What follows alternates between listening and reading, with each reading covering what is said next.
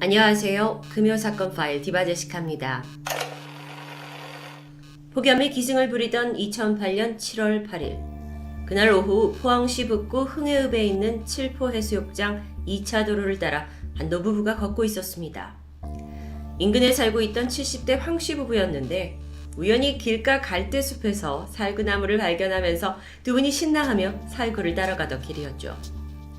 시간은 해가 쨍쨍한 오후 2시 20분. 이곳은 민가와 꽤 거리가 있는 도로였기 때문에 낮에도 한적했습니다. 남편 황 씨는 무성한 숲을 헤치며 앞장서고 있었는데 잠시 후 나무 아래에서 무언가를 발견합니다. 처음엔 긴가민가 했지만 곧이어 소스라치게 놀라버렸고 이내 뒤따라오던 아내에게 가까이 오지 말라고 소리쳤죠. 그 고약한 악취를 풍기던 그것. 색이 변한 듯 거뭇거뭇했고 길쭉한 덩어리였는데 이건 바로 심각하게 부패한 사람의 한쪽 다리였습니다. 신고를 받고 출동한 경찰은 분명 주변에 다른 부위가 있을 거다라고 생각한 채 200명의 인원을 동원해 수빌대를 샅샅이 수색했습니다. 그리고 2시간 만에 시신의 오른팔을 발견했고 조금 후 저녁 6시 왼팔과 왼쪽 다리마저 찾아냅니다. 하지만 머리와 몸통은 끝내 발견되지 않았는데요. 국과수에서 팔다리를 살펴본 결과 피해자는 40에서 50대 여성으로 추정됩니다. 신원을 파악하려고 했지만 문제가 있었죠. 오른쪽 손가락 끝마디가 모두 절단되어 있는 겁니다. 왼쪽 손은 그나마 훼손 없이 온전하긴 했지만 안타깝게도 부패가 너무 심해서 지문을 확인하긴 쉽지 않습니다. 경찰은 시신을 살펴보다가 일부분에 남아있는 화상 자국 그리고 발 사이즈가 230이었다라는 이 정보를 가지고 포항 인근에 있는 가출자 혹은 미귀가자를 대상으로 그의 가족들에게 탐문 수사를 벌이게 됐는데요. 그러던 사건 발생 2주 뒤인 7월 22일 이날 오후 2시 30분쯤 시신이 발견된 곳에서 약 1.2km 떨어진 도로변에서 꽃길을 조성하는 작업을 하고 있던 반장이 쌀포대 하나를 발견합니다. 그는 별 생각 없이 낫으로 포대를 찍어보는데 물커덩한 게 느껴졌죠. 그래서 열어보니까 비닐로 겹겹이 감겨진 의문의 물체였습니다. 신고를 받고 출동한 경찰이 확인 결과 얼마 전 숲에서 발견된 피해자의 머리와 몸통이었습니다. 이것으로 인해 드디어 신원을 알 수 있지 않을까 했지만 사실 이 부패 정도가 너무 심해서 얼굴은 전혀 알아볼 수 없었는데요. 그나마 키 163, 몸무게 47kg 정도의 단발머리를 한 여성이고 사망한 지 약 한 달 정도 지난 것이 파악됩니다. 부검 결과 사인은 설골골절. 설골이라는 건 턱 아래쪽에 목을 감싸고 있는 뼈인데 손이나 끈 같은 걸로 목을 졸랐을 때 부러지는 부분입니다. 즉 범인은 피해자의 목을 졸라서 살해한 뒤 톱을 이용해 시신을 각각 5부분으로 절단했고 머리와 몸, 팔과 다리를 다른 장소에 유기한 거죠. 그런데 여기서 잠깐 왜 그가 시신을 토막까지 냈냐라는 근본적인 질문에 접근해 봅니다. 전문가들은 그가 피해자와 매우 가까운 관계라는 걸 스스로 말해주고 있다라고 분석합니다. 특히나 피해자의 오른쪽 손가락 끝마디를 절단했다라는 건 신원을 감추려고 한 건데요.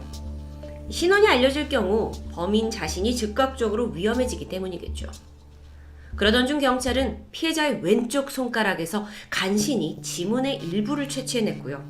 거기에 더해서 대퇴골의 특징을 토대로 마침내 피해자의 신원을 확인하는 데 성공합니다. 49살의 주부 차 씨. 그녀는 이 시신이 발견된 곳에서 약 30km 정도 떨어진 포항시 동해면에 위치한 한 아파트에 살고 있었습니다. 발견되기 보름 전인 6월 24일 이미 남편에 의해 실종 신고가 된 상태였죠. 차 씨는 제주도 출신인데 7살 연하의 남편 정 씨와 단둘이 살고 있던 평범한 주부입니다. 경찰 조사에서 남편은 아내가 시신으로 발견되기 한 달 전인 6월 11일 함께 낮술을 마셨고 잠이 들었는데 그 사이 아내가 외출을 했다. 그러다 새벽 4시쯤에 자신이 잠깐 잠에서 깨보니 외출해서 돌아온 아내가 별안간 가방을 싸는 모습을 목격했다고 말합니다. 그리고 나서 다음날 아침에 일어나 보니 이미 아내의 행적이 묘연한 상태였죠. 경찰은 이 진술을 바탕으로 차 씨의 행적을 추적했습니다. 자, 6월 11일 밤 9시 반에서 10시 사이 남편 말대로 혼자 외출했던 차 씨는 택시를 타고 한 노래방에 도착합니다. 그리고는 기사님에게 지금 돈이 없으니 잠깐 기다려달라면서 노래방 안으로 들어가는데요. 그런데 한참을 기다려도 차 씨가 나오지 않자 결국 기사가 직접 노래방으로 들어갔지만 안에는 차 씨가 없었습니다. 당시 기사는 승차료를 떼었다고 생각해서 아주 불쾌했던 그날을 잘 기억하고 있었습니다. 자, 이후에 이 차 씨의 행적이 파악된 건 몇 시간 후입니다. 6월 12일 새벽 2시 반. 그녀는 자신의 집 앞에서 친구에게 전화를 걸게 되는데 사는 게 힘들어서 내가 술 한잔 하러 간다 라는 내용의 통화였죠. 그리고 이걸 끝으로 이 휴대전화가 거주하고 있는 아파트 반경 1.5km 지점 어딘가에서 꺼진 것으로 확인됩니다. 어디로 간 걸까요? 조사해보니까 차 씨가 도보나 승용차, 택시를 이용해서 이 단지를 빠져나가는 모습은 확인되지 않았습니다. 아쉽게도 인근에 CCTV가 없어서 정확한 파악은 더 힘들었죠. 한편 국가수 부검 결과 차 씨의 위장에 남아있던 음식물로 새로운 단서를 찾아냈습니다. 위에서 참깨, 과일 껍질, 열매씨 같은 소량의 음식물이 남아있었는데 이 상태를 보아하니 섭취한 지 2시간 정도 지난 것으로 보였죠. 이걸 토대로 한다면 사망시간이 나올 수 있습니다. 그러니까 남편이 아내를 마지막으로 집에서 본 게 새벽 4시, 그러니까 그때로부터 새벽 6시까지로 볼 수 있겠죠. 그런데 잠깐만요. 여러분, 우리가 과연 남편의 진술을 완전히 신뢰할 수 있을까요? 사실 여러분도 아까 그 남편 진술 때부터 어딘가 찜찜했죠. 아니나 다를까 경찰 또한 남편을 유력한 용의자로 주목하고 있었습니다. 아니, 우선 아내가 실종된 지 12일이나 지나서 신고를 했다라는 것도 수상했고, 낮술을 먹고 자는 사이 아내가 나갔다. 그런데 새벽에도 자고 일어났다 봤더니 아내가 또 나가려고 했다. 어딘가 좀 이상하죠? 이 남자는 계속 자고 있는 겁니다. 그리고 아내가 새벽에 그냥 나가버렸다는데 이게 결코 평범한 일은 아니잖아요. 그렇게 조사가 거듭될수록 남편의 미심쩍은 부분이 계속해서 드러납니다.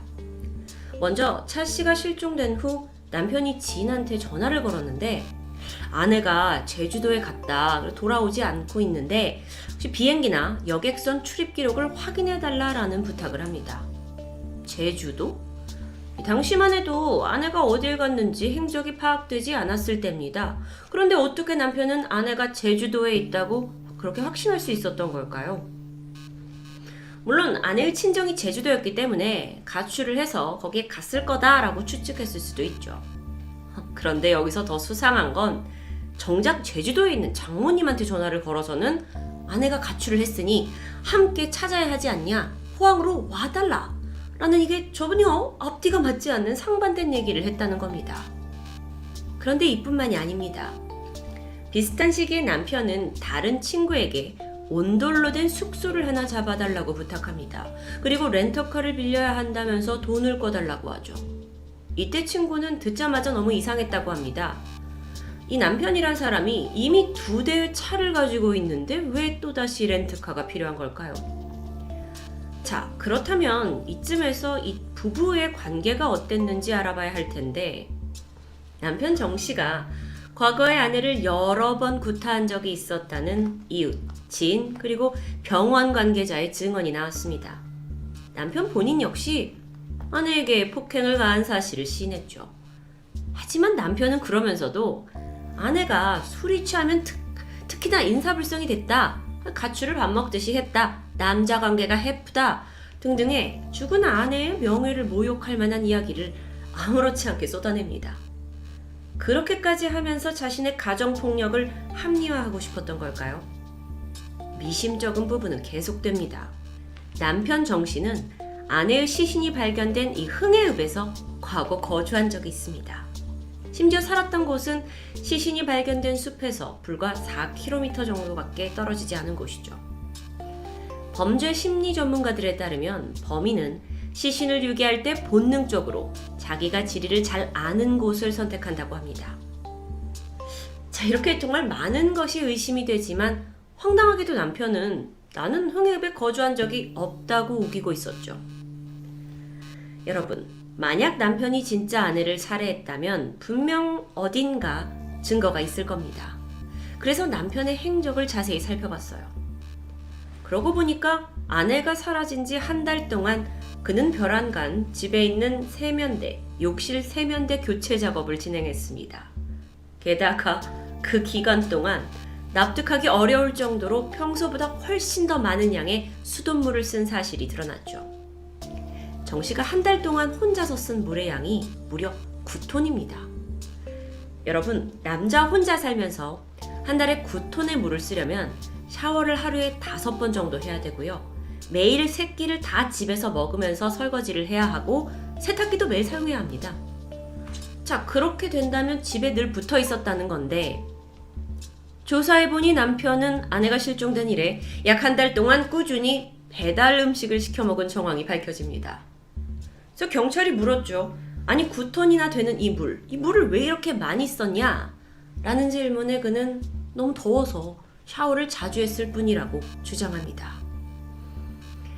경찰로서는 만약 시신을 토막냈다면 그게 욕실이었을 거다라고 추정을 했고 혹시나 내부에 혈흔이 남아있지 않은지 정밀 감식을 하게 되는데 별다른 단서는 나오지 않았어요. 게다가 세면대는 이미 교체된 상태에 폐기 처분된 후였죠.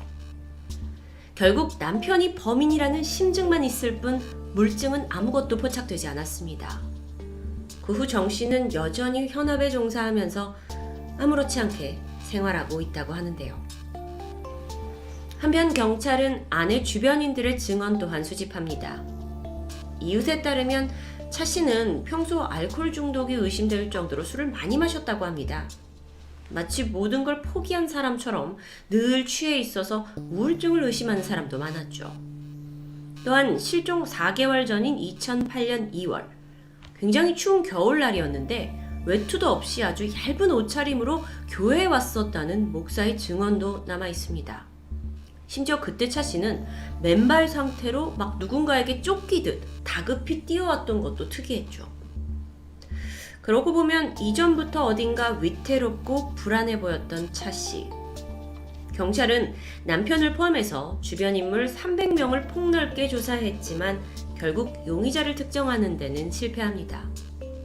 이렇게 수사에 진척이 없으니까 경찰은 공개 수사로 전환을 했고 전단지 배포하고 한낱 같은 제보를 기다렸지만 결국 결정적인 단서는 얻지 못했는데요. 물론 현장에서 발견된 그 비닐, 포대, 또 청테이프에서도 여러 조사를 했지만 지문이나 DNA 같은 단서는 나오지 않았습니다. 그게 또 무엇보다 이 사망한 지 한 달 만에 시체가 발견되면서 어려움이 많았는데 그녀가 실종된 사이 포항에 아주 많은 비가 내렸습니다. 그 과정에서 증거가 씻겨 내려갔을 확률이 높았죠. 게다가 또 다른 문제점을 좀 지목해보자면 경찰이 사건 초기에 유력 용의자는 남편이다 라고 지목을 했고 수색을 막 열심히 합니다. 초동 수사가 굉장히 신속하고 적극적인 듯 했어요. 하지만 정작 그 남편의 행적에 대해서는 제대로 파악하지 못하게 되면서 사건이 혼란스러워졌죠. 결국 이걸로 인해서 수사가 장기화되었다는 비난을 피하지 못했습니다. 이렇게 주변 인물들 중에서 용의자가 나오지 않자 혹시 유영철이나 강호순 같은 사이코패스 소행이 아니냐라는 지적도 있었습니다. 하지만 전문가들이 봤을 때는 아니었죠. 왜냐면 시신의 절단면을 살펴보면 곳곳에서 주저한 흔적이 발견된 겁니다.